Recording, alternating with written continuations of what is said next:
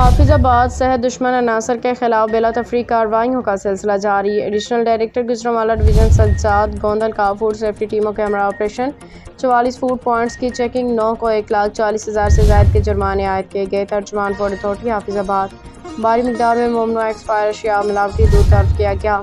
مزید تفصیلات bureau chief عمر سجاد مغل کی رپورٹ۔ علیہ صبح شہر کی ناکہ بندی کر کے شہر میں سپلائی ہونے والے دودھ کا چیک کیا۔ ترجمان فوڈ اتھارٹی حافظ آباد صفائی کے ناقص انتظامات پہ فوڈ پوائنٹس کو بھاری جرمانے عائد کیے۔ ترجمان فوڈ اتھارٹی حافظ آباد۔ پروسیسنگ ایریا میں کھلی نالیاں، ٹوٹے فرش پائے گئے۔ ترجمان فوڈ اتھارٹی۔ گندے فریزر، حشرات کی موجودگی، اشیاء پہ تاریخی اجرا و تنسیخ عدم موجود پائی گئی۔ ترجمان فوڈ اتھارٹی۔ ملازمین کے میڈیکل اور ٹریننگ سرٹیفکیٹ عدم موجود پائے گئے۔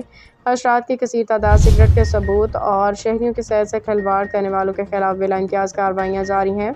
حافظ آباد میں ملاوٹ و جعلسازی کرنے والوں کے گرد شکنجہ سخت کر دیا گیا۔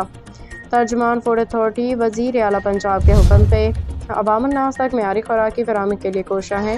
ترجمان فوڈ اتھارٹی عمر سجاد مغل، بیورو چیف حافظ آباد۔